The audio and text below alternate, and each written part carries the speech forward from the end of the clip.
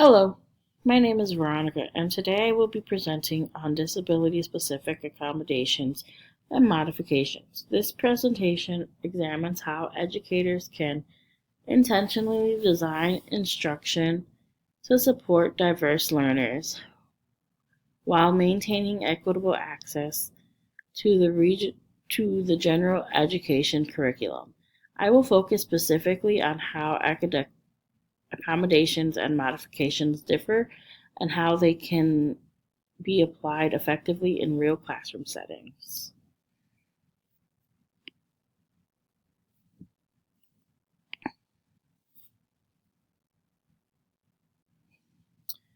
To begin, it is essential to clearly distinguish between accommodations and modifications. Accommodations refer to changes in how a student learns or accesses content, while modifications involve changes to what a student is expected to learn or demonstrate. According to the Ira Center 2018, accommodations preserve academic rigor by providing access, whereas modifications alter expectations to better align with students' current level of performance. This distinction is critical because it directly impacts both instructional planning and student outcomes. Ultimately, both supports play a role in promoting equity, which is not about giving every student the same thing, but giving each student what they need to succeed.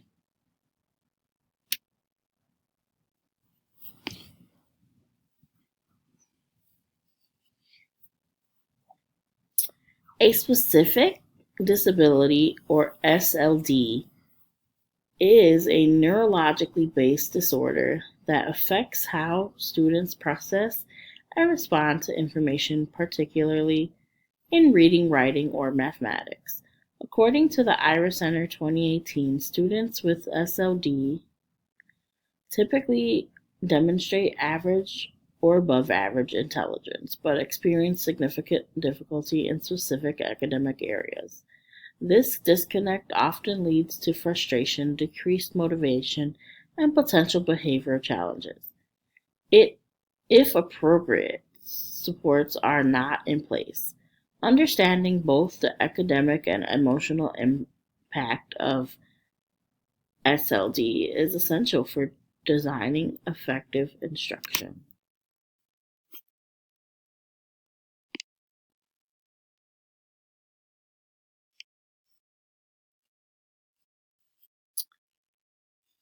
SLD supports. To support students with specific learning disabilities, it is important to align accommodations and modifications with their specific processing needs. Academic accommodations, such as extended time, audiobooks, and graphic organizers, allow students to access content without being limited by their disability. Behavioral supports, including structured breaks and positive reinforcement, help sustain engagement and reduce frustration. In some cases, modifications such as reducing the number of tasks or simplifying assignments may be necessary. According to the Texas Education Agency of 2020, these supports should always be intentionally selected to maintain as much access to grade level content as possible while still supporting student success.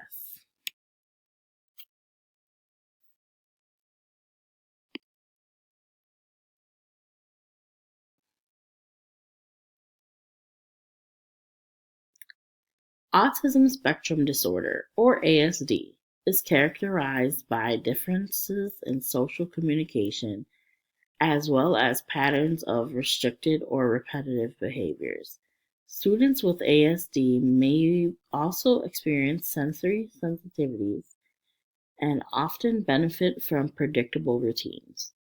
As highlighted by We Are Teachers 2023, these students tend to perform best in structured environments, where expectations are clearly defined. Without this structure, students may experience increased anxiety, which can impact both behavior and learning.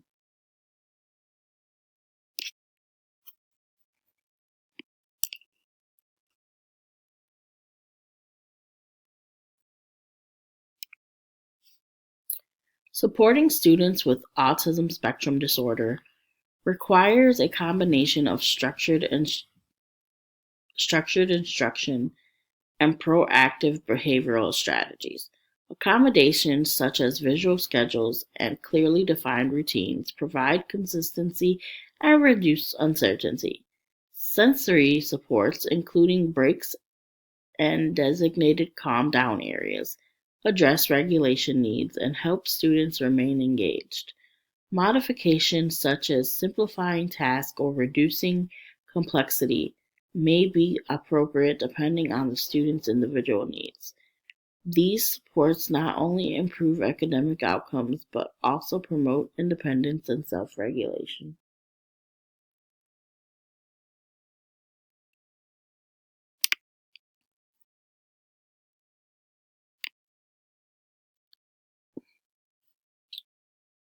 Instructional implications. These examples highlight the importance of intentional instructional planning. Effective educators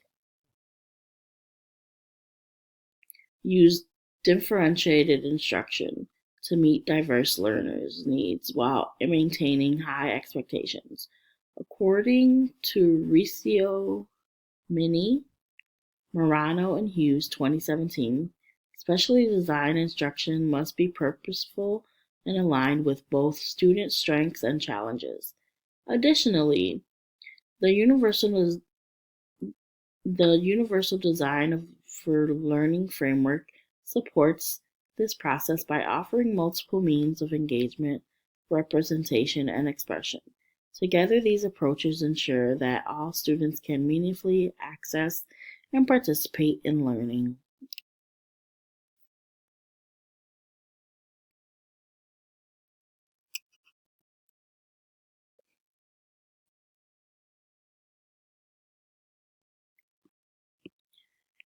Through this assignment, my understanding of accommodations and modifications has significantly deepened. One of the most important insights I gained is that determining whether to use an accommodation or modification is not always straightforward. It requires careful consideration of both the student's current abilities and their long term academic goals. I also realized that accommodation should always be prioritized when possible, as they maintain access to grade level expectations.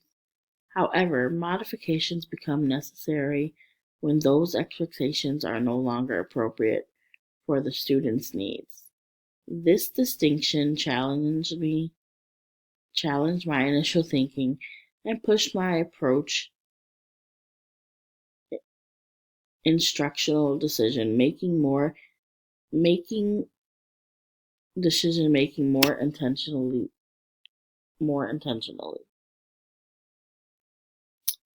Most importantly, this experience reinforced that equity is not about treating all students the same, but about providing individualized support that allows each student to succeed.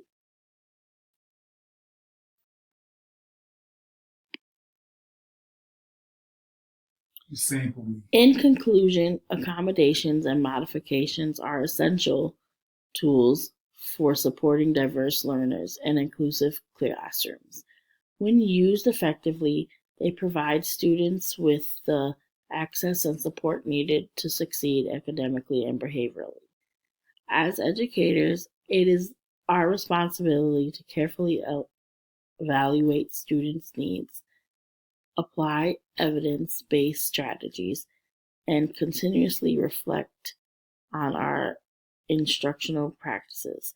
By doing so, we can create learning environments that are both inclusive and equitable for all students.